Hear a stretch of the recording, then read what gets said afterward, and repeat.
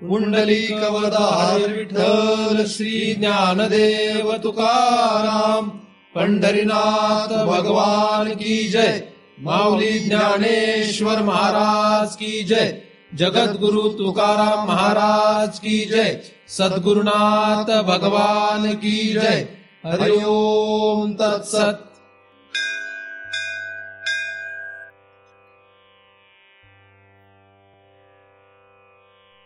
ध्यानमूलं गुरुमूर्ती, पूजामूलं गुरुपदम, मंत्रमूलं गुरुर्वाक्यम, मुक्तिमूलं गुरुकृपा. ब्रह्मेवाहम अहम ब्रह्म न चाहम ब्रह्मणा पृथक्. नाहम देहो न मे देहा केवलहम सनातन. या ठिकाणी आपण सर्वजण नेहमीप्रमाणे दृग्दृश्य विवेक या ग्रंथाचा अभ्यास करण्यासाठी एकत्रित जमलेलो आहोत. आतापर्यंत आपण 20 श्लोकांचा अभ्यास केलेला आहे आणि 21व्या श्लोकाचा आपण आता अभ्यास करीत आहोत. 21वा श्लोक. ख वायव्य अग्नी जलोर्विषु देव तिर्यक नरादिषु अभिन्ना सच्चिदानंदा भिद्यते रूप नामनी. असा हा 21व्या क्रमांकाचा श्लोक आहे. दृग्दृश्य विवेक हा भगवान आद्य शंकराचार्यांनी लिहिलेला ग्रंथ आहे आणि या ग्रंथामध्ये हृदयातील सर्व संशय दूर करणे आणि त्या हृदयातील संशयाच्या नाशाने संसार चक्रातून बाहेर पडणे असं फल अपेक्षित आहे. ज्या कोणाला या व्यतिरिक्त फल अपेक्षित असेल त्यांच्यासाठी हा ग्रंथ नाही.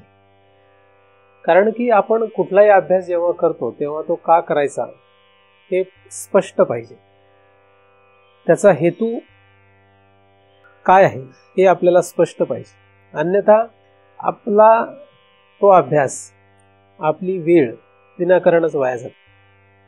ज्या कोणाला या हेतूशी घेणं देणं असेल त्यांनीच या ग्रंथाचं श्रवण करावं. बाकीच्यांनी अजिबात या ग्रंथाचं श्रवण करू नये. ज्यांना कोणाला हृदयातील सर्व संशय दूर करणे आहे आणि या संसार चक्रातून बाहेर पडणे आहे त्यांनीच या ग्रंथाचा अभ्यास करा. संसार चक्रातून बाहेर पडण्याची इच्छा असणं हे फार फार कठीण आहे. तसं म्हणणं सोपं आहे, पण संसारातून बाहेर पडण्याची इच्छा खरंच असणं हे फार कठीण. 14 भुवनामध्ये कुठल्याही प्रकारे पुन्हा जन्म घेणे नाही, जन्म घ्यायचाच नाही अशी इच्छा असणं, अशी दृढ इच्छा असणं, यालाच खरं तर मुमुक्षत्व म्हणता येतं. कारण जिथपर्यंत त्रिलोकाविषयी आपल्याला ओढ असते, त्रिलोकामध्ये कुठेतरी राहण्याची इच्छा असते, तिथपर्यंत आपल्याला त्या भगवंताची ओढ असणं शक्य नाही. ज्याला भगवंताशी घेणं देणं आहे त्याला जगाशी घेणं देणं नसावं आणि ज्याला जगाशी घेणं देणं आहे त्याला भगवंताशी घेणं देणं नसतं. जग काय म्हणेल, जग काय करेल याचा विचार त्याच्या पुढे येत नाही. ज्याच्या पुढे भगवंत हा विचार आहे, भगवंतासाठी, भगवत प्राप्तीसाठी जगातल्या कुठल्याही गोष्टीशी त्याला घेणं देणं राहत नाही. अशी जेव्हा इच्छा, अशी जेव्हा स्थिती एखाद्या साधकाची होते तेव्हाच तो खरा मुमुक्षु आहे. एकदमच 100% हे अवगत होतं असं नाही. प्रयत्नाने हळूहळू हे मुमुक्षत्व अंगी बाणू शकतं, ते दृढ होऊ शकतं आणि मुमुक्षु जो असतो तोच मुक्त होऊ शकतो. त्या व्यतिरिक्त कोणीही मुक्त होऊ शकत नाही. अंदाजे आपली वेळ किती शिल्लक आहे याचा विचार करून परमार्थात तेवढ्या वेगाने गती करणं अपेक्षित आहे. 100 वर्ष आपण जगू अशा गैरसमजामध्ये राहू नये. कारण जेव्हा आपण गाडी चालवतो तेव्हा आपला ॲक्सिडेंट होणारच नाही असं वाटतं, परंतु कुठलीही गोष्ट जगामध्ये सांगून होणार नाही आहे. मृत्यू हा तर कधीही सांगून कोणालाही आलेला नाही. त्यामुळे मृत्यू येण्याच्या आत तत्परता हवी. उतार वयाला लागलेल्या सर्वांनीच अत्यंत वेगाने खरं तर परमार्थ करणं अपेक्षित आहे, परंतु तसं जर होत नसेल तर तो फक्त एक दुर्दैवाचा भाग आहे. त्यामुळे तुम्ही फक्त जर कुठलं साधन करत असाल तर ते यांत्रिकी झालेलं आहे, सवय पडलेली आहे, त्या पलीकडे त्याचा काही उपयोग नाही. शरीराने एका विशिष्ट पद्धतीने क्रिया करण्याने मुक्त कधीही होत नसतो, कारण मुक्त होणे हा स्थूल शरीराचा धर्म नाही. मुक्त करणं जे आहे ते स्थूल शरीराला नाही. त्यामुळे स्थूल शरीराने तुम्ही उठून सकाळी उदबत्ती देवाला ओवाळली आणि त्याचप्रमाणे सूक्ष्म शरीराने ज्ञानेश्वरी वाचली म्हणजे मुक्त होऊ शकत नाही. कारण की ही दोन्ही शरीरं जी आहेत ही शरीरं आता यांत्रिकी झालेली आहेत, यांत्रिकी पद्धतीने काम करू लागलेली आहे, म्हणजे मेकॅनिकली ते कामं करू लागलेली आहेत, त्याने मुक्त होत नाही. म्हणून सावध व्हा, वेळ दौडू नका. आपला उद्धार, आपली मुक्ती ही दुसऱ्यावर अवलंबून नाही, आपल्या स्वतःवर अवलंबून. आपण अडकायचं का नाही अडकायचं हे दुसरे ठरवू शकत नाही, आपण ठरवणे. जगातली लोक तुम्हाला त्यांच्याप्रमाणे जगवून घेतील आणि तुम्ही जर त्यांच्याप्रमाणे जगण्यामध्ये मुक्त होण्याचा विचार बाजूला करत असाल तर फार मोठी चूक आहे. मुक्त होण्याच्या इच्छेपोटी, मुक्त होण्याच्या नादात जगात कसंही राहिलं तरी त्याने फरक पडत नाही. परंतु जगात जगणं हे मुक्त होण्याच्या इच्छेने पाहिजे. मुमुक्षत्व अंगी बाणून संसारात तो काहीही करत असेल तरी चालतो, पण मुमुक्षत्व अंगी नसेल तर त्याने कितीही परमार्थ करण्याचा प्रयत्न केला, परमार्थ करतोय असं जरी तो दिसत असला तरी त्याचा उपयोग नाही. मुमुक्षत्व अंगी बाणून जगात जगावं आणि आपला उद्धार करून घ्या. अधिकारी पुरुषाचाच फक्त या ग्रंथात प्रवेश होऊ शकतो. कुठल्याही विषयामध्ये त्या त्या विषयाच्या अधिकारी पुरुषाचाच प्रवेश होत असतो. एखाद्या संगीत विषयामध्ये सुद्धा त्या संगीत विषयाच्या अधिकारी पुरुषाचाच प्रवेश होऊ शकतो, इतर पुरुषाचा त्यामध्ये प्रवेश होऊ शकत नाही. त्याच नियमाप्रमाणे या ग्रंथामध्ये सुद्धा किंवा या विषयामध्ये सुद्धा विशिष्ट अधिकाराच्याच पुरुषाचा प्रवेश होऊ शकतो, बाकी कोणाचाही होऊ शकत नाही. तो अधिकार निर्माण करणं न करणं हे प्रत्येक जीवाच्या स्वतःच्या हातात आहे, ते जगात दुसऱ्या कोणाच्याही हातात नाही. म्हणून प्रयत्न करा आणि या ग्रंथाच्या फलापर्यंत जाण्याचा विचार करा. त्यासाठी जे गरजेचं साधन असेल ते करा. 21व्या श्लोकामध्ये आपण 5 महाभूतांचा विचार केलेला आहे. क्रमाने ही 5 महाभूतं कशी उत्पन्न झाली याचा विचार केलेला आहे. 5 महाभूतं किती श्रेष्ठ आहेत याचाही आपण विचार केलेला आहे. थोडक्यात का होईना आपण त्यांची माहिती पाहिलेली आहे. या 5 महाभूतापासून निर्माण झालेलं नाही असं जगात काहीही नाही. संपूर्ण जग म्हणजे 3 लोक. विज्ञानाला जेवढं जग कळलंय तेवढंच नाही, तर धर्मशास्त्र, अध्यात्मशास्त्र ही शास्त्र ज्या जगाचं वर्णन करतात, म्हणजे त्यांनी ज्या जगाची माहिती दिलेली आहे, म्हणजे भूलोक किंवा वरचे कुठलेही लोक, पाताल लोक, म्हणजे एकूण 14 भुवनं जी आपल्याला माहीत नाहीत किंवा माहीत आहेत, जेवढं माहीत आहे तेवढं किंवा जे एवढं माहीत नाही ते सुद्धा, ह्या सगळ्यांच्या उत्पत्तीला सामग्री जी वापरलेली आहे ती 5 महाभूत आहेत. 5 महाभूतांपासूनच हे सगळं तयार झालेलं आहे. क्रमाने हे तयार झालेलं आहे. म्हणजे पृथ्वीपासून पुढे 3 लोक तयार झालेले आहेत आणि या पृथ्वीला निर्माण करायला मागे 4 महाभूत आहेत. म्हणजे आकाशापासून वायू, वायूपासून अग्नी, अग्नीपासून जल, जलापासून पृथ्वी आणि पृथ्वी पासून पुढे मग देव, तिर्यक, नराधीश. म्हणजे देव म्हणजे उच्च लोकातले जीव, मनुष्य म्हणजे मृत्यू लोकातले जीव आणि तिर्यक म्हणजे पाताल लोकातले जीव. तर असे 14 भुवनं. या 14 भुवनांमधले जेवढे काही जीव असतील त्या सगळ्यांची स्थूल आणि सूक्ष्म शरीर कशाची आहेत? 5 महाभूतांची. सूक्ष्म शरीर अपंचीकृत पंचमहाभूताचं आहे, स्थूल शरीर पंचीकृत पंचमहाभूताचं आहे. परंतु प्रत्येकाचं शरीर भिन्न भिन्न आहे, जरी त्यांची सामग्री समान आहे. 5 महाभूत स्थूल शरीर बनवायला जरी कारण दिसत असली तरी सुद्धा प्रत्येकाचं शरीर भिन्न भिन्न आहे.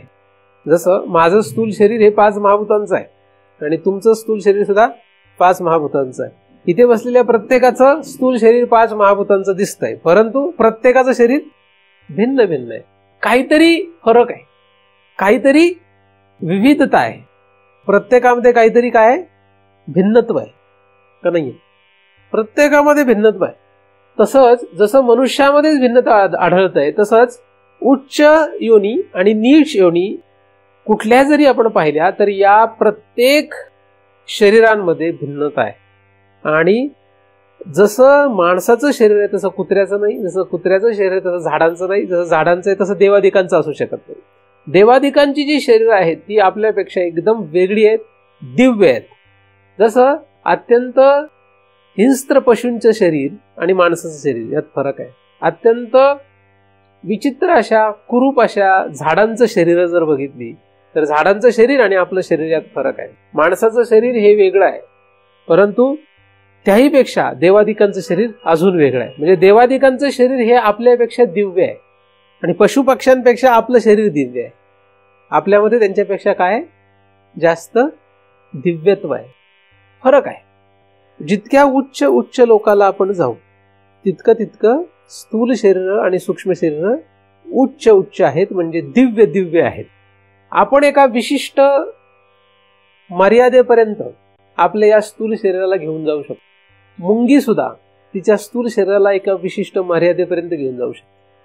मासा आपल्या स्थूल शरीराला एका विशिष्ट मर्यादेपर्यंतच घेऊन जाऊ शकतो, त्याच्या बाहेर त्याला जाता येत नाही.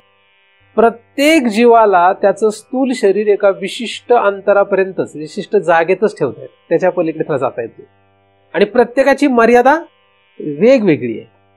म्हणजे जितकं अंतर, जितके लांब माणूस जाईल तितक्या लांब मुंगी जाऊ शकत नाही, का जाईल तितक्या लांब एखादा चिलट जाऊ शकत नाही.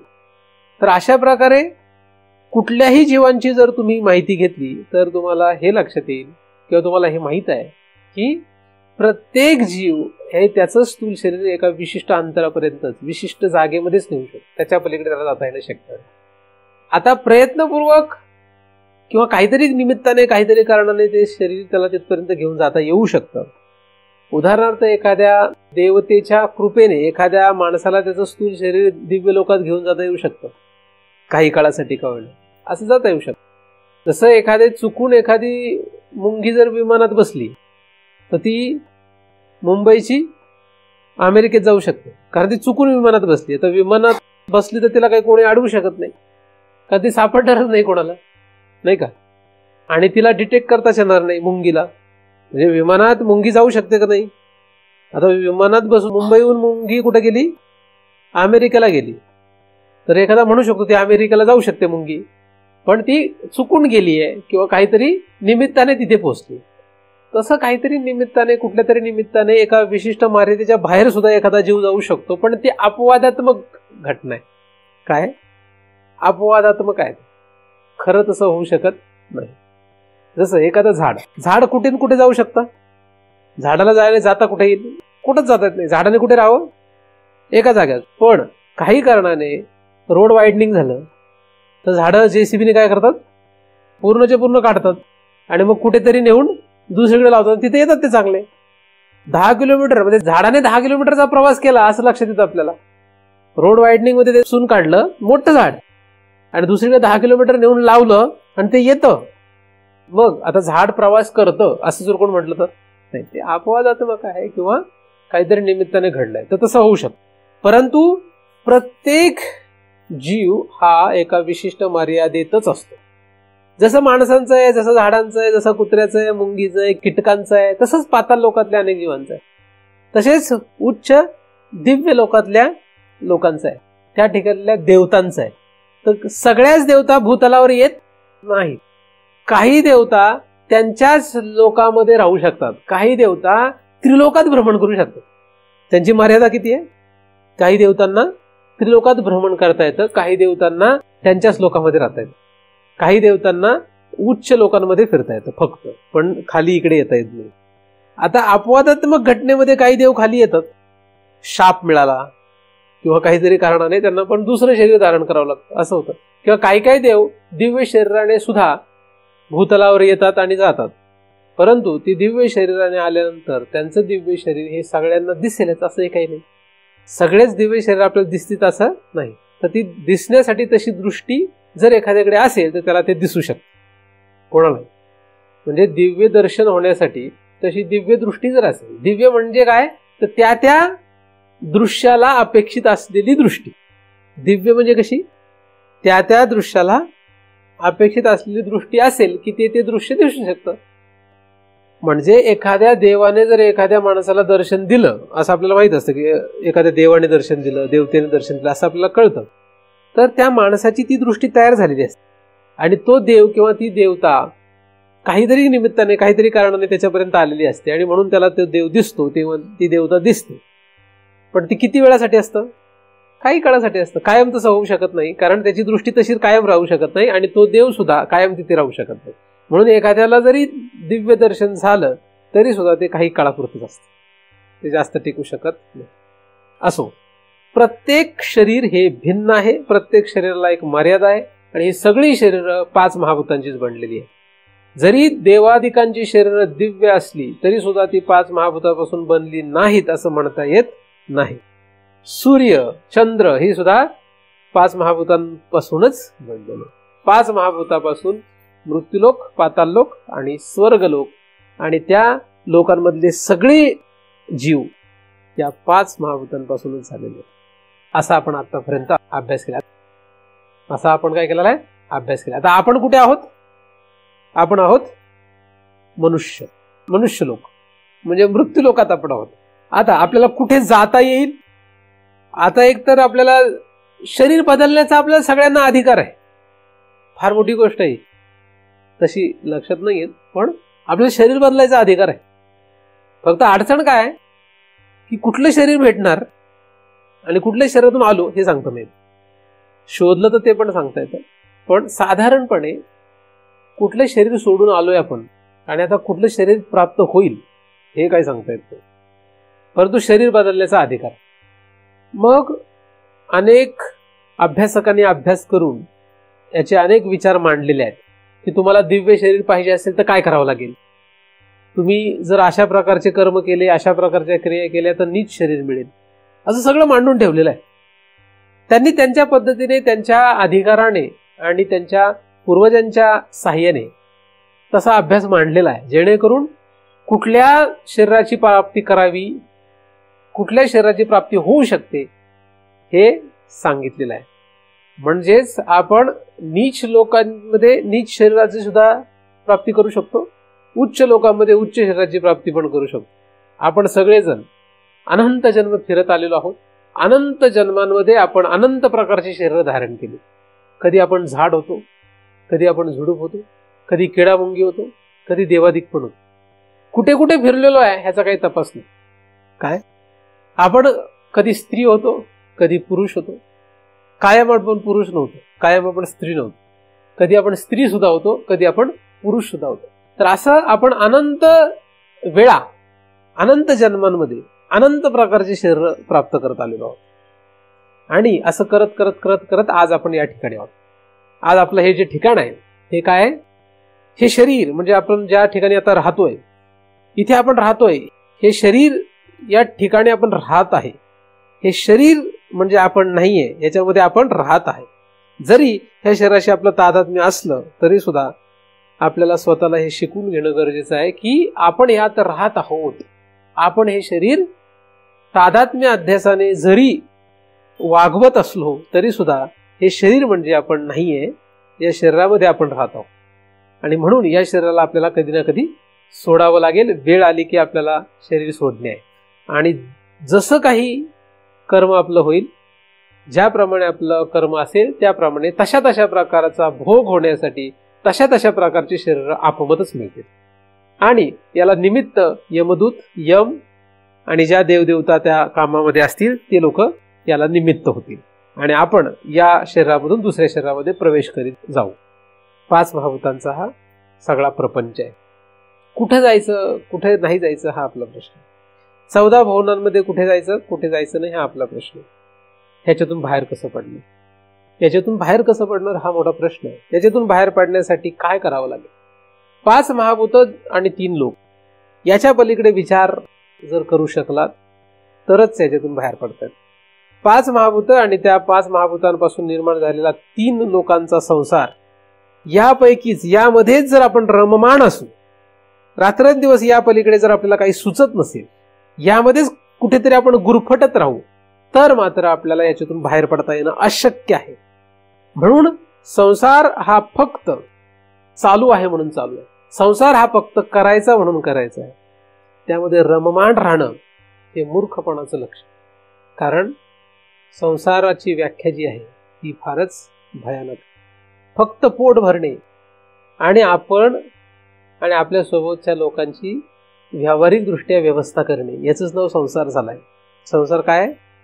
आपली व्यवस्था करणे आणि आपल्या सोबत आपल्याला जे काही चिकटलेले आहेत त्यांची व्यवस्था करणे, याला म्हणतात संसार. त्याच्या पलीकडे काही संसार नाहीये. आणि हे सगळं बंद पडणार आहे. बंद म्हणजे आपलं हे शरीर एकदा का आपण सोडू तेव्हा हे आपलं सगळं बंद पडेल. मग बाकीच्यांचं त्यांचं चालूच राहील, त्यांचं बंद नाही पडणार. त्यांचं जेव्हा बंद पडायचं तेव्हा बंद पडेल. पण मग याचा परिणाम काय? याचा परिणाम जसं कर्म झालं तसं पुन्हा जन्म, पुन्हा दुसरं शरीर. कधीतरी थकला पाहिजे. इथे हट्ट करून जमत नाही. म्हणजे मला फार कळवळा वाटला एखाद्याचा आणि मी त्याला म्हटलं अरे बाबा कर परमार्थ कर, म्हणजे तो परमार्थ करत नसतो, तो करणार नाही. परमार्थ हा काही बळजबरीने करायला लावण्याची गोष्ट नाही. परमार्थ हा स्वतःला जिथपर्यंत वाटत नाही तिथपर्यंत होऊ शकत नाही. नव्हे, जगातली कुठलीच गोष्ट जिथपर्यंत स्वतःला वाटत नाही तिथपर्यंत होऊ शकत नाही. त्यामुळे हे तुम्ही जरी ऐकत असला तरी सुद्धा तुम्ही स्वतःहून जिथपर्यंत करणार नाही तिथपर्यंत हे होणार नाही. म्हणजे तुमची स्वतःची जिथपर्यंत यातून बाहेर पडण्याची इच्छा नाही तिथपर्यंत तुम्ही बाहेर पडू शकत नाही. बऱ्याचशा वेळा नकळतपणे आपण दुसऱ्याला दाखवण्यासाठी हे सगळं करतो, ही चूक आहे. परमार्थ हा दुसऱ्याला दाखवण्यासाठी अजिबात नाहीये. परमार्थ हा फक्त स्वतःसाठी आहे. व्यवहार हा दुसऱ्याला दाखवण्यासाठी बरेच वेळा असतो, करावा लागतो. पण परमार्थ हा फक्त स्वतःसाठी आहे, स्वतःला यातून बाहेर काढण्यासाठी आहे, दुसऱ्यांना दाखवण्यासाठी नाही. मी गंध लावला आणि मग दुसरा पाहिल म्हणून गंध लावत असाल तर लावणं योग्य नाही. आपण माळा घातल्यानंतर जगाने जर आपल्याला चांगलं म्हटलं म्हणून माळा पण घातली असेल तर माळा घालणं चांगलं नाही, योग्य नाही. कुठलीही गोष्ट परमार्थातली जगासाठी जर करत असाल तर परमार्थ हा न केलेला बरा. परमार्थ हा फक्त आणि फक्त स्वतःसाठी आहे. स्वतः ठरवलं तरच. महाराज म्हणतील, महाराज काय म्हणतील यासाठी परमार्थ करू नका. बऱ्याच वेळा लोकांना अशी काळजी असते की महाराज काय म्हणतील, महाराज काय म्हणतील म्हणून करताय का नाही करताय याला अर्थ नाहीये. कारण महाराजांच्या भीतीने असं करायचं नाही किंवा याच्या भीतीने तसं करायचं नाही, ही जी सवय आहे ती परमार्थात काही उपयोगाची नाही. कारण तुमच्यासोबत तुम्ही कायम आहात आणि तुमच्यासोबत तुम्ही कायम असल्यामुळे तुम्ही काय करताय तुमचं तुम्हाला माहित आहे. महाराजांना माहित असो अथवा नसो, कारण महाराजांसाठी आपण परमार्थ करत नाही. आपण आपल्या सोबत कायम आहोत. त्यामुळे आपण काय करतो हे दुसऱ्याला माहित नाही. कोणाला माहित आहे? आपल्याला माहित आहे. आणि परमार्थामध्ये कोण गरजेचं आहे? आपणच गरजेचं आहे. म्हणून परमार्थ करताना आपण सगळ्या जगाला फसू शकतो पण स्वतःला फसू शकत. जो स्वतःला फसवतो तो परमार्थात काहीही लायकीचा नाही. परमार्थात अशा कोणाचाही उपयोग नाही. परमार्थ त्यालाच फलीभूत होतो जो स्वतःला फसवत नाही. मला दाखवण्यासाठी परमार्थ, दुसऱ्याला दाखवण्यासाठी परमार्थ करणेच नाहीये. आणि तो जर करत असू आपण तर परमार्थामध्ये आपल्याला हाताला काहीही लागणार नाही. तर निर्णय पक्का पाहिजे की आपल्याला परमार्थ करणे आहे. आपण कसंही जगत असलो, काही जरी करत असलो तर आपला विचार परमार्थ आहे. परमार्थ म्हणजे आपल्याला या 3 लोकांमध्ये कुठलंही शरीर या 5 महाभूतापासून प्राप्त करून घ्यायचं नाहीये. हे मुमुक्षत्व अंगामध्ये जर पक्क असेल तर आपण याच्यातून बाहेर पडण्याचा आपल्याला मार्ग सापडू शकतो. हे जेव्हा एकदा पक्क झालं, म्हणजे असं आहे, हे एवढी या सृष्टीची रचना आहे, अशा प्रकारचा हा संसार आहे, हे एकदा का माहीत झालं की मग यातमध्ये आपल्याला राहायची इच्छा नाही, हे एकदा आपलं ठाम ठरलं की मग त्यानंतर खरा तर आपल्याला ज्ञानाचा विषय. मुमुक्षत्व हे ज्ञानासाठी अत्यंत गरजेचं मानलेलं आहे. मुमुक्षत्व शिवाय जर कोणी ज्ञान ऐकेल तर त्याची गती काय आहे हे ज्ञानदेवांनी सांगितलेलं आहे. वाक्चातुर्य. काय लिहिलेलं आहे? फक्त वाक्चातुर्य होईल. म्हणजे त्याच्याकडे पण, तो जो सांगतो त्याच्याकडे पण आणि जो ऐकतो त्याच्याकडे पण, दोघांनाही फक्त वाक्चातुर्यामध्ये रममाण होणे. इथं अंतरंगची अधिकारी. अंतरंग म्हणजे फक्त याच अंतरंगापर्यंत विचार करणारेच याचे अधिकारी आहेत. इकडे जाण्याचा विचार करणारेच अधिकारी आहेत. असो, तर असा हा संसार आहे. या संसाराची एक बाजू आहे, ठीक आहे. 3 लोकाची ही एक बाजू आहे. देव कुठे आहे? आता प्रश्न काय होतो? देव कुठे आहे? हा तर संसार आहे.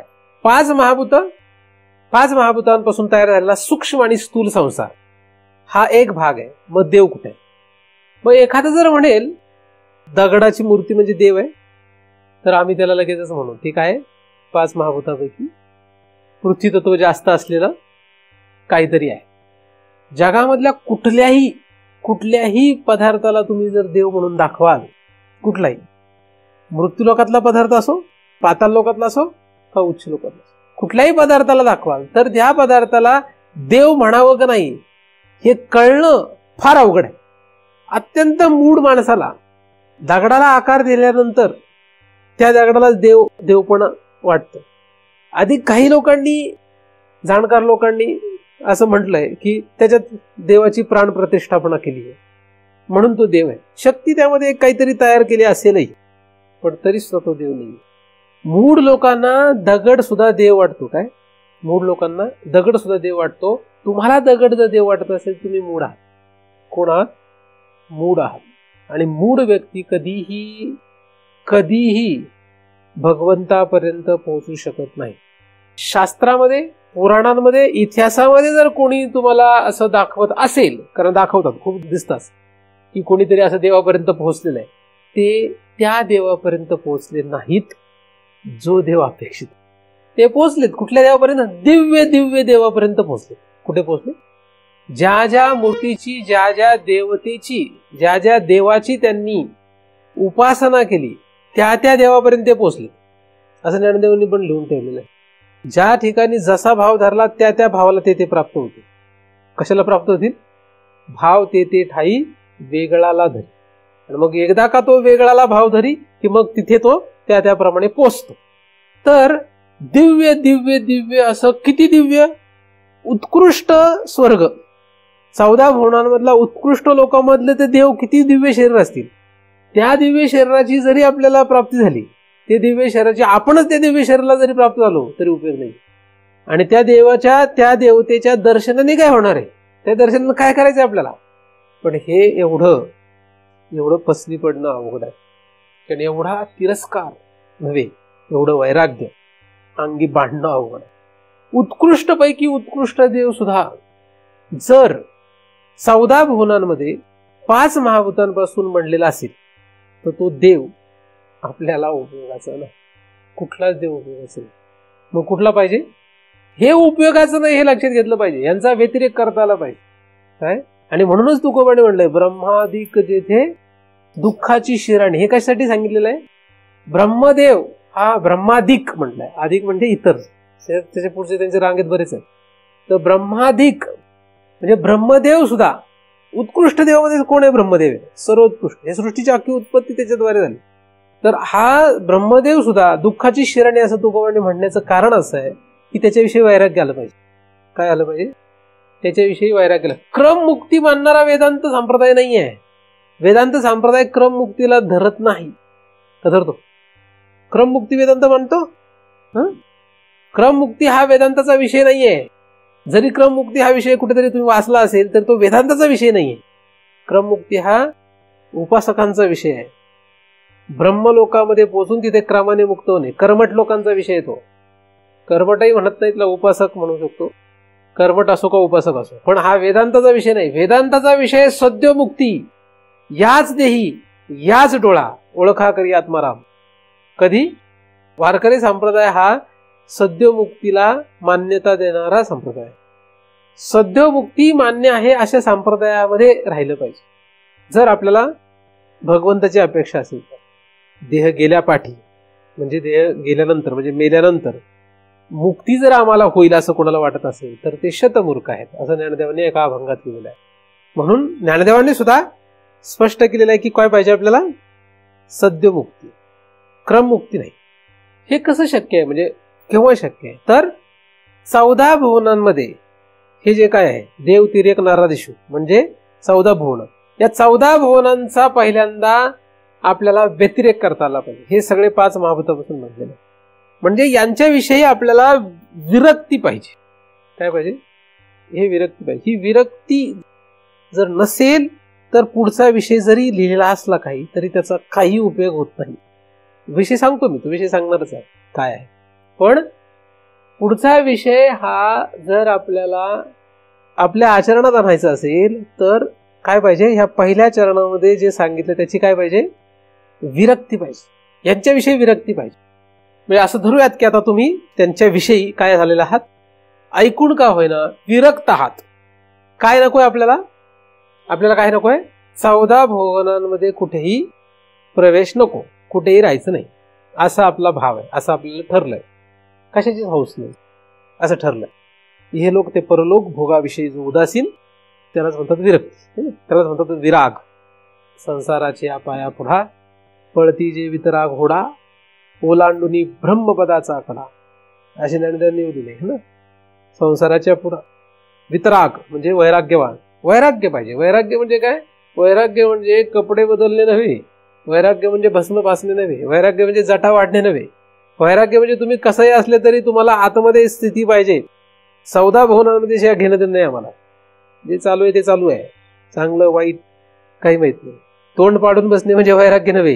काही काही लोक इतके तोंड पाडून बसतात, त्यांना असं वाटतं फार वैराग्यवान आहे, आणि मी आलो तर मग फारच तोंड पाडून बसतात. लोक आले, काही काही लोक आले की त्यांच्या अंगात एकदम वैराग्य येतं किंवा ज्ञान जागृत होतं. लोक आले की ज्ञान जागृत होणे, लोक आले की वैराग्य जागृत होणे, हे सगळे देखावा आहे, हा टाइमपास आहे. देखावा करू नका, परमार्थात देखावा चालत नसतो. काय दिसतंय याच्यावरून काही कळत नाही. मी कसा दिसतो, कसा वागतो, कसा बोलतो ह्याला काही अर्थ नाही. वैराग्य त्याच्यावर ठरत नसतं. वैराग्य कशावर ठरतं, आंतरिक स्थिती, जीवाची तीव्र इच्छा आतमध्ये काय आहे, आणि ती जगाला दिसायची गरज नसते. ती तुम्हाला स्पष्ट माहित पाहिजे स्वतःला की आपल्याला 14 भुवनांमध्ये कशाशी घेणं देणं नाही. देव तिर्यक नरादिशू कशाशी घेणं देणं नाही. तुम्हाला तिर्यक विषयी तर वैराग्य आहेच, पण देव आणि नर म्हणजे देव आणि मनुष्य याविषयी वैराग्य आहे का, ते झालं पाहिजे. म्हणजे 14 भुवनांविषयी वैराग्य झालं पाहिजे, मग पुढे आपल्याला जो अभ्यास सांगितला तो उपयोगाला येईल. तर असं धरूयात की आता तुम्ही या तयारीमध्ये आहात किंवा हा विचार तुम्ही पक्का केलेला आहे की आपल्याला 14 भुवनांचे 5 महाभूतापासून बनलेलं कुठलंही शरीर पुन्हा धारण करणे नाहीये, आणि ह्या 14 भुवनातल्या कुठल्याही शरीरांची प्राप्ती केली तर तो देव नाहीये. हे पहिलं लक्षात घ्या, हे देव नाहीत. कितीही दिव्य शरीर असू दे, तो देव नाही. आता इथे जरी एखादा प्रकट झाला तरी तो देव नाही. सामर्थ्य लागतं म्हणायला, फार अवघड आहे, पण म्हणायला सोपं आहे, वागायला अवघड जातं. पण ते देव नाहीत. त्याला नमस्कार करू शकता तुम्ही, म्हणजे एखादा श्रीमंत माणूस झाला की आपण त्याला नमस्कार करतो, घरात आला त्याला चहा देतो, पाणी देतो, बस एवढंच ठीक आहे. पण तो देव आहे ह्या गैरसमजत होणार. काय 14 भुवनामध्ये कोणीच नाही असं एकदा ठरलं की मग त्याच्या पलीकडे काहीतरी असायला पाहिजे. तर यांची विरक्ती हीच भगवंतापर्यंत नेणारी आहे. भगवंत कसा प्रकट होईल, जग जिथपर्यंत दिसतं तिथपर्यंत तो कधीही प्रकट होऊ शकत नाही. जिथपर्यंत जग दिसते तिथपर्यंत तो प्रकट होत नाही, आणि तो प्रकट झाला तर जग राहत नाही, असा नियम आहे. तर मी तुम्हाला बरंच हे जगाची विरक्ती विरक्ती असं बोलतोय, कारण काय 2च गोष्टी होऊ शकतात. 2च आहे, 2 पैकी एकच होऊ शकतं, दोन्ही होऊ शकत नाही. एक तर जग, नाहीतर एक तर भगवंत. एक तर जन, नाहीतर एक तर जनार्दन, असंच होऊ शकतं. आता आपण कुठे आहोत, विश्व. भगवंत कुठे आहे, विश्व गेलं तरच भगवंत. मला देव दिसला होता, मग आता काय दिसतंय, आता जग दिसतंय. फसवा येतो, काही तिचं ऐकू नका. कोणी असो, किती मोठा असो, किती शहाणा असो, एकदा का भगवंत दिसला की पुन्हा जग दिसू शकत नाही. आणि एकदा का जग दिसत असेल तर भगवंत त्याला कळलेलं नाही.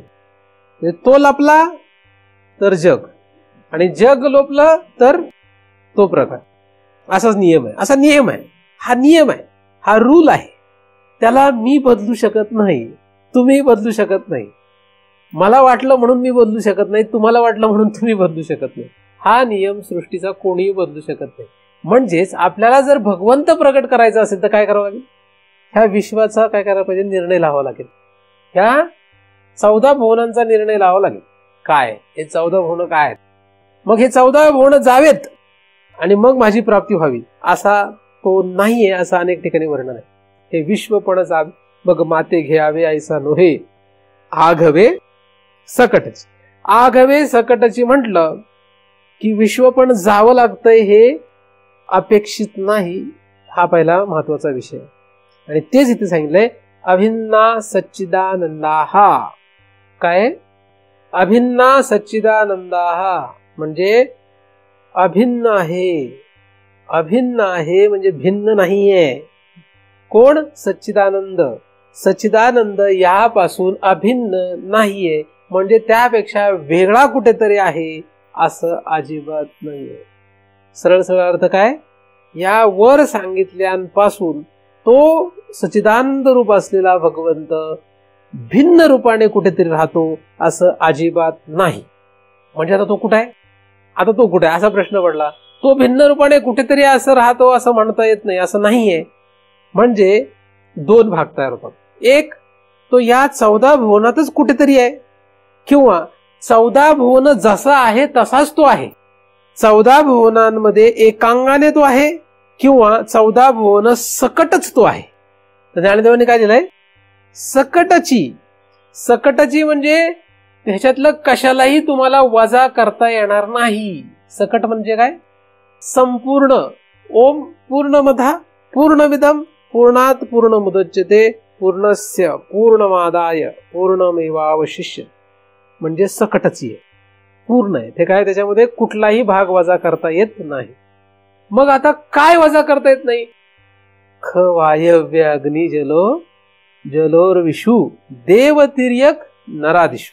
यापैकी कशालाही त्या सच्चिदानंद रूप असलेल्या भगवंतापासून वेगळं करता येत नाही. म्हणजे ते वेगळं नाहीत, म्हणजेच अभिन्न आहेत. आता हे वाचलं, हे कळलं. कळलं म्हणजे कळलं का नाही हा प्रश्न आहे. आता देव कुठे आहे? प्रश्न काय आता आपला? देव कुठे आहे? कुठे आहे? देव कुठे आहे? कुठे असावा देव? कुठे असेल देव? आता कुठे असेल अंदाजे? कुठे असेल देव? म्हणजे जबाबदारी आली. बरं, काय झाली आता? जबाबदारी सगळीकडेच आहे, कुठे नाहीये असं म्हटलं काय झालं? जबाबदारी आली आपल्यावर. बोलायला फार सोपं आहे की देव सगळीकडे आहे, व्यापक आहे, पण जबाबदारी आली त्याने. का? काय जबाबदारी आली? आता जर तुम्ही त्याला कुठे शोधू लागले की तुम्ही तुमचंच काय केलंय? तुमचंच खंडन केलंय. तुम्ही तुमच्याच बोलण्याला दोष लावलाय. म्हणजे त्याला वदतो व्याघात दोष म्हणतात. तुम्हीच तुम्हाला दोष लावला. तुम्ही जर आता देव म्हणता क्षणी असं इकडे कुठेतरी पाहू लागले तर समजायचं तुमची अडचण आहे. म्हणजे तुम्ही त्याला बाहेर जरी शोधायला लागले तरी चुकीचे आहात, आत शोधायला लागले तरी चुकीचे आहात. आणि अख्खं जग 2च ठिकाणी देवाला शोधतंय. कुठं? एक तर बाहेर, एक तर आत. आणि जर हे लक्षात आलं तर तो आत किंवा बाहेर कुठेही देवाला शोधू शकत नाही. कारण की कुठल्या लाटेमध्ये समुद्र आहे, कुठल्या तरंगात समुद्र आहे, का समुद्रात समुद्र आहे? समुद्रामध्ये समुद्र म्हणण्यापेक्षा पाणी कुठं आहे? समुद्रात पाणी आहे का लाटेत पाणी आहे? पाणी कुठं? लाटेत पाणी नाही. मग लाटेत जर पाणी आहे तर मोठ्या लाटेत पाणी आहे का छोट्या लाटेत पाणी आहे? उत्कृष्ट लाटेत पाणी आहे का कसल्या निकृष्ट लाटेत पाणी आहे? पाणी कुठं आहे? कुठं आहे पाणी? पाणी कुठं आहे? सगळीकडे पाणी आहे. पाणी तरंग छोटा का मोठा? का समुद्र, समुद्र का तरंग, तरंग छोटा का मोठा असला प्रकारच नाही, सर्वत्र पाणी आहे. तसं हा भगवंत जो आहे हा सर्वत्र सम आहे. हे जर एकदा लक्षात आलं तर कुठे सम आहे हे सांगितलंय. आंतरबाह्य व्यापलेला कुठे आहे हे सांगितलंय. कुठे कुठे सांगितलंय? ख वायव्य अग्निजलोर विषू देव तिर्यक नरादिशू. या सर्वांमध्ये म्हणजे तिथपासून इथपर्यंत, इथपासून तिथपर्यंत आंतरबाह्य तोच तो आहे. म्हणून तुम्हाला आता त्या देवाला कुठेही शोधता येणार नाही. आणि असं तुम्ही जर एकदा करायचं ठरवलं तर इतका मोठा प्रॉब्लेम आहे. आणि सगळ्यात मोठा प्रॉब्लेम तुम्ही स्वतःचा. काय? कोण आहे सगळ्यात मोठा प्रॉब्लेम? कोण आहे? आपण स्वतः. आपण स्वतः कधीही हे मान्य करू शकत नाही. आपलं स्वतःलाच हे पटू शकत. आणि म्हणून आपल्याला कोणीही वाचवू शकत नाही, कोणीच वाचू शकत. तुम्ही स्वतःला जेव्हा हे पटवाल, स्वतःला जेव्हा हे दृढ कराल, तेव्हा मग बाहेरचाही मोठा प्रभाव आहे. आपण स्वतःचा जरी निर्णय लावला, पक्का करत चाललो, शोध घेतला आपण पक्का, तरी सुद्धा बाहेरचा खूप मोठं जग आहे. प्रकृती फार मोठी आहे. ही आपल्याला सरळ करायला तयार आहे. सरळ करायला तयार आहे म्हणजे त्या भगवंतापासून बाजूला करायला तयार. काहीतरी होईल पण तुम्ही सकटाची मानणार नाही, अभिन्न मानणार नाही. काय मानणार? जर ब्रह्मदेवाची पूजा करावी वाटली, ब्रह्मदेव जर देव असेल, देव जर देव असेल तर तिर्यक सुद्धा देव आहे. कारण अभिन्न सच्चिदानंद. सच्चिदानंद जर देव असेल, देवाधिक म्हणजे उच्च लोकातले सगळे जर सच्चिदानंद रूप असतील तर नीच लोकातले सुद्धा सच्चिदानंद रूपच आहे. पण हे पचणी पडू शकत नाही. अत्यंत अशक्य कुठली गोष्ट. मग एखादा बरेच वेळा आपल्याला असं वाटत नाही, आपल्याला जर तो सच्चिदानंद रूप भगवंत दिसला, भेटला ना, तर मग आपण हे मानू. तसं नाही. तुम्ही हे मानलं तर तो भेटणार आहे. उलट नाही होणार आहे. जग गेलं तर भगवंत प्रकट होणार आहे. भगवंत प्रकट झाल्यानंतर जग जाणार नाहीये. देव प्रकट झाल्यावर जग नाही जाणार. जग गेलं तर तुम्ही जग घालवू शकले तर देव प्रकट होणार. म्हणून जगाचा निर्णय लावायचा आहे. देवाचा निर्णय नाही लावायचा आपल्याला. आपल्याला देवाला शोधायचं नाहीये, जगाचा निर्णय लावायचा आहे. परमार्थ म्हणजे देवाचा शोध नव्हे, परमार्थ म्हणजे जगाचा निर्णय लावायचा आहे. आपल्याला आपलाही शोध लावायचा नाहीये. जरी आपण बोलताना जरी असं म्हणत असलो, परमार्थात सुद्धा बऱ्याच ठिकाणी असं जरी लिहिलेलं असलं की स्वचा शोध आहे, भगवंताचा शोध आहे, तरी सुद्धा खरा शोध कसा आहे माहितीये? खरा शोध या दोघांचाही नाहीये. या जगाचा निर्णय लावायचा आहे. जग काय? जगाचा निर्णय लावणे हाच देवाचा शोध आहे. जगाचा निर्णय लावणे हाच भगवंताचा शोध आहे, हाच स्वतःचा शोध आहे. जग काय म्हणजे 5 महाभूत आणि त्यापासून निर्माण झालेल्या 14 भुवनांचा प्रपंच हा अभिन्न सच्चिदानंद आहे. काय? अभिन्न सच्चिदानंद म्हणजे सच्चिदानंदापासून हा अभिन्न आहे. म्हणजे यांच्यात आणि सच्चिदानंदामध्ये तीळ मात्र भेद नाही. अभिन्न आहेत ते. कसे अभिन्न आहेत? तर तरंग आणि समुद्र म्हणजे पाणी आणि लाट, पाणी आणि तरंग, पाणी आणि समुद्र. पाणी हे सगळ्यांमध्ये जसं समसमान आहे, तसंच 14 भुवनांमध्ये हा देव समसमान आहे. पण दृष्टी कशाची आहे?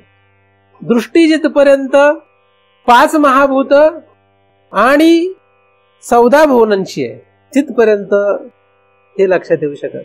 जिथपर्यंत लाटेची दृष्टी आहे, लाट, तिथपर्यंत पाणी लक्षात नाही येऊ शकत. लाट लक्षात येते, पाणी लक्षात नाही येत. दृष्टी आपली बदल करणं गरजेचं आहे.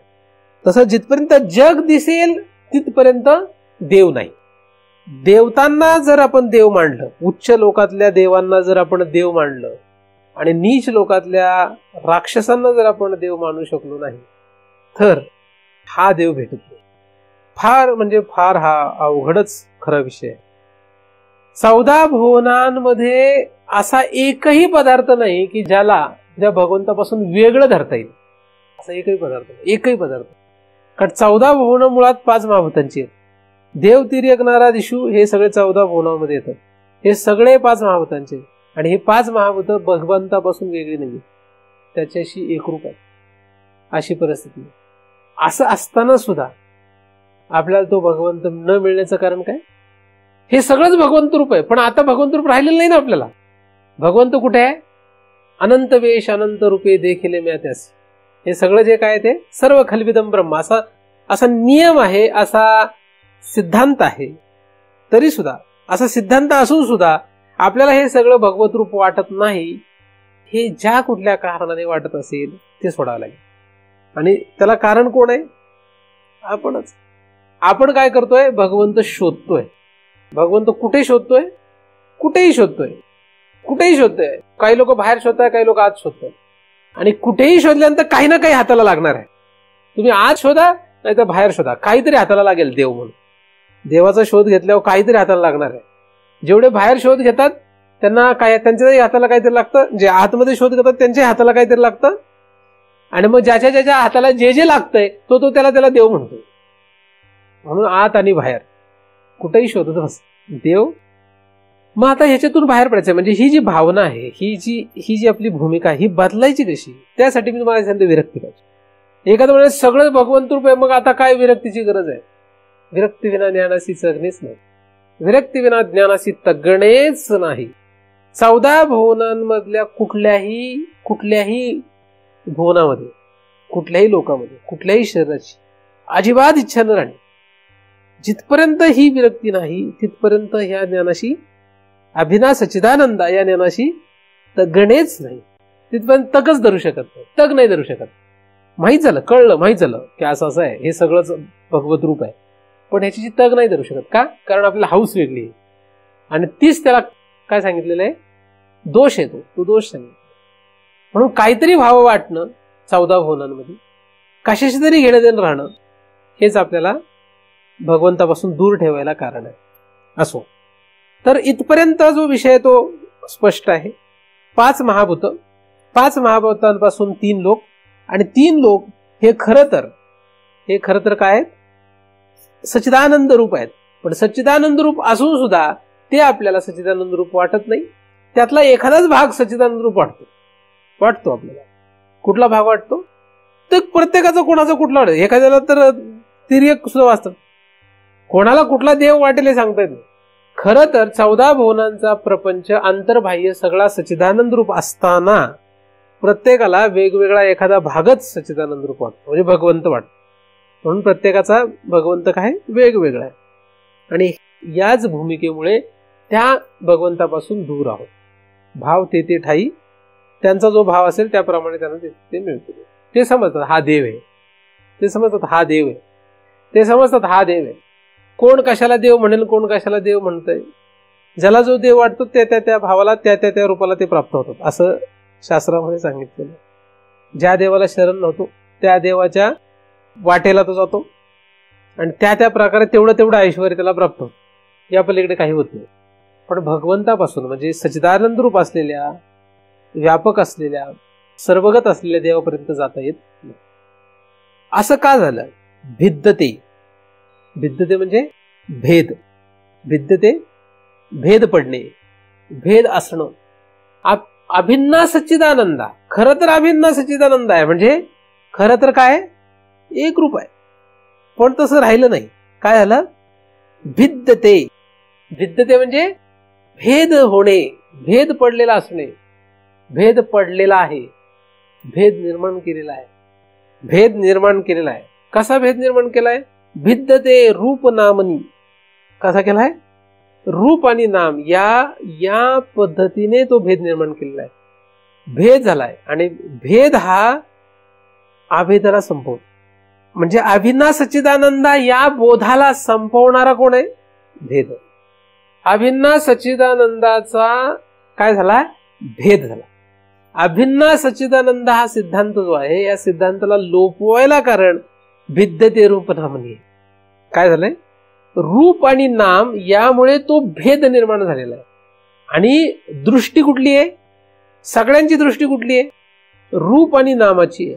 रूप आणि नामाची दृष्टी असल्यामुळे भेद आहे, आणि रूप नामाची दृष्टी असल्यामुळे, भेद असल्यामुळे अभेद लक्षात येऊ शकत नाही. भेद म्हणजे काय? भेद म्हणजे रूप आणि नाम. रूप नाम म्हणजेच भेद. म्हणून जिथपर्यंत नाम आणि रूप यांचा विषय आहे तिथपर्यंत भगवंत नाही, तिथपर्यंत भगवंत नाही. नाम आणि रूपामुळेच आपण भगवंतापासून दूर आहोत. मग आता या नाम रूपापासून वेगळं व्हायचंच कसं? नाम रूपापासून वेगळं होणार कसं? नाम रूपापासून वेगळं जायचं कसं? हाच मोठा प्रश्न नाही का? कारण नाम रूपानेच तर आपलं सगळं भेद निर्माण केला. भिद्यते रूप नामनी, नाम रूपाने भेद निर्माण केला. आपली दृष्टी नाम रूपावर आहे. अभिन्न सच्चिदानंदापर्यंत जाता येत नाही. नाम रूप हेच आपल्याला कारण आहे. म्हणून हाऊस कसली बंद झाली पाहिजे? नाम रूपाची. नाम आणि रूप या दोघांची हाऊस संपली पाहिजे. पण ती हाऊस संपणं फार कठीण आहे. फार फार फार कठीण आहे. नाम आणि रूपाशिवाय आपण विचारच करू शकत नाही. आपण विचारच करू शकत नाही नाम रूपाशिवाय. मग ते कसं करणार, काय करणार हा निराळा विषय. पण नाम रूपाने भिद्यते म्हणजे भेद निर्माण केलेला. अभिन्न सच्चिदानंद मध्ये काय? अभिन्न सच्चिदानंद म्हणजे 5 महाभूतांमध्ये 14 भुवनांमध्ये सच्चिदानंद भगवंत, सच्चिदानंद रूप असलेला भगवंत अभिन्न आहे. पण भेद मात्र नाम रूपाने केलेला. आपलं लक्ष नाम रूपाकडे आहे म्हणून अभेद म्हणजे अभिन्न असलेला सच्चिदानंदापर्यंत जाता येणार नाही. असा श्लोकाचा सरळ सरळ अर्थ आहे. याच्यातून कसं पुढे जायचं हा निराळा विषय. पण या श्लोकामध्ये असं सांगण्यात आलेलं आहे, या श्लोकाचा संपूर्ण अभ्यास असा आहे की 5 महाभूत, त्या 5 महाभूतांपासून 14 भुवन, 14 भुवन म्हणजेच 5 महाभूत ही सच्चिदानंद रूप असलेल्या भगवंतापासून भिन्न नाहीत, परंतु नाम रूपामुळे भेद निर्माण झाला. अख्ख्या 14 भुवनांमध्ये काय कोणाचा थैथयाट आहे? नाम रूपाचा थैथयाट. नाम रूपाकडेच लक्ष असल्यामुळे भगवंत नाम रूप म्हणजेच जग आहे. नाम रूप म्हणजेच जग आहे आणि जग म्हणजेच नाम रूप आहे. आणि म्हणून जेव्हा नामरूप लोपतील तेव्हाच जग लोपेल. कारण नामरूप आणि जग भिन्न नाही. नामरूप लोपेल तेव्हाच जग लोपेल. म्हणजेच नामरूप जेव्हा जाईल तेव्हाच भगवंत प्रगट होईल. असं असताना सुद्धा साधू संतांनी नामरूपाचं फार उदो केलेलं. काय केलेलं आहे? फार उदो केलेलं नाम आणि रूप. 99% लोक परमार्थामध्ये याच्यावरच आहेत. आणि अशा प्रकारे 99% लोकांना गुंतून ठेवलेले. कारण भगवंत हा काय निधान आहे. मी पुन्हा पुन्हा अनेक वेळा हे सांगत असतो की भगवंत हा निधान आहे. निधान आहे म्हणजे गुप्त धन आहे. अभिन्न सच्चिदानंद, अभिन्न असलेला सच्चिदानंद रूप असलेला भगवंत हा काय गुप्त धन आहे. आणि गुप्त धन म्हणजे तो स्वतः आहे. तो स्वतः इतक्या सहज कोणालाही उपलब्ध होऊ शकत नाही. गुप्त धन हे कोणालाही सहज उपलब्ध होत नाही. म्हणून त्यामध्ये सगळ्यात मोठी अडचण, सगळ्यात मोठं बॅरियर म्हणजे अडथळा कोण आहे? नामरूप आहे. कारण यानेच भेद निर्माण केला. म्हणून नामरूपाचा नाश, नामरूपाची विल्हेवाट लावणं हाच परमार्थाचा फार महत्वाचा आहे. म्हणून एखादा जन्मोनजन्मी जरी या रूप किंवा नामाच्या पाठीमागे लागला त्याचा उद्धार होऊ शकत नाही. लटिका हा श्रम काय? तुकोबाच्या सांगण्याप्रमाणे काय? लटिका म्हणजे लटका म्हणजे खोटा, फसवा. लटिका हा श्रम तुकोबानेच सांगितलंय, मी काही सांगितलेलं नाही. त्यामुळे तुम्ही त्यांचे पहिले अभंग ऐकायचे का हे अभंग घ्यायचा तुमचा विषय, माझा विषय नाही. पण त्यांनी काय केलंय? त्यांनीच लिहिलेलं आहे. कसला श्रम सांगितलाय तो? आधी कौतुक केलंय, फार फार कौतुक केलंय. कारण त्यांना लपवायचंय धन ना, का ते स्वतःच निधान आहेत ना ते. त्यामुळे का केला खेळ, कशासाठी केला हा निराळा विषय. पण हा लटिकाश्रम. म्हणून रूप नाम यापासून बाहेर पडता आलं पाहिजे. कसं पडायचं ही एक कला आहे. ही कला ज्यांना अवगत असेल अशा शास्त्राचा, अशा सद्गुरूचा संग करणं गरजेचं आहे. त्यांच्या संघाने, त्यांच्या कृपेनेच आपण यातून बाहेर पडू शकतो. त्या पलीकडे काही त्याला उपाय नाही. भगवंत अभिन्न आहे. तो देव तिर्यक नरादिशू मध्ये पण आहे. तो 5 महाभूतांपासून बनलेल्या सगळ्यामध्येच आहे. पण तरी असा असला तरी सुद्धा आपल्याला काय झालेला आहे? आपल्याला तो उपलब्ध राहिलेला नाही. आपल्याला तो माहित नाही. आपण त्याच्यापर्यंत जाऊ शकत नाही. आणि याला कारण नामरूप आहे. अनेक कारण, अनेक पद्धतीने मी तुम्हाला सांगतोय. विरक्ती पाहिजे, नामरूपाचीच विरक्ती पाहिजे. तरच आपण यातून बाहेर पडू. तर अशा रीतीने हा 21व्या क्रमांकाचा जो श्लोक आहे तो अत्यंत महत्वाचा श्लोक आहे असं म्हणायला काही हरकत नाही, कारण या ठिकाणी भगवंत पण सांगितलेला आहे आणि त्याच्यापासून का दूर राहिलो हे पण सांगितलेलं आहे. मग त्यापासून बाहेर आलो, त्यापासून आपण वेगळे झालो, यांच्यापासून वेगळे झालो. तुम्हाला सांगते कोणातून? यांच्यापासून. हे सगळे वेगळे निघून संसार बघा. वेगळं कोणातून निघायचं आहे? संसारातून. आणि बघायचंय कोणाकडे? मग लक्षात येतं संसारच कोण आहे? संसारच भगवंत आहे. जनातून वेगळे निघायचंय आणि जनाकडे बघायचं तेव्हा लक्षात येतं की जनच भगवंत. म्हणून वेगळे निघा आणि संसार बघा. आणि वेगळे निघा म्हणजे कसे वेगळे निघणार आता हा मोठा प्रश्न आहे. मग वेगळे निघण्याचे प्रत्येकाने आपापलं डोकं लावलं आणि त्याप्रमाणे वेगळे निघाले. ज्याला जसं वेगळं निघता येईल तसं त्याने वेगळे निघाले. कारण वेगळं निघा म्हटल्यानंतर प्रत्येक जण आपापल्या पद्धतीने वेगळे निघणार आहे. कोणाला कसं वेगळं निघावं वाटेल ते सांगता येत नाही, पण जो जशा प्रकारे वेगवेगळे निघाला त्याला तसं फल प्राप्त झालं. म्हणून वेगळं निघा म्हणजे काय याचा पण अभ्यास करण्यासारखाच आहे. कारण वेगळं निघणं हे म्हणजे फार मोठं, कारण त्याने काय होणार आहे? त्याने संसार भगवंत होणार आहे. म्हणून वेगळे निघण्यामध्ये फारच काहीतरी गुप्त गोष्ट लपलेली असावी. म्हणून वेगळं निघणं ही एक कला आहे. ती कला भगवत कृपेने आपणा सर्वांना प्राप्त होणं गरजेचं आहे. भगवंत आपणा सर्वांवरच कृपा करोत आणि त्याच्या कृपेनेच आपल्याला या अभिन्न सच्चिदानंद रूप असलेल्या 14 भुवनांशी एकी करता येवोत. या 14 भुवनांमध्ये असलेलं सच्चिदानंद रूप आपल्याला अभिन्नपणे लक्षात येवोत. आणि जो भेद आहे, नामरूपाने निर्माण केलेला जो भेद आहे तो आपला नष्ट होत, अशी त्या परम दयाळू भगवंताच्या चरणी प्रार्थना करतो. त्याच्या कृपेनेच निर्माण झालेले चिंतन त्याच्याच चरणी अर्पण करून येथेच पूर्ण करावं. सुखिया जा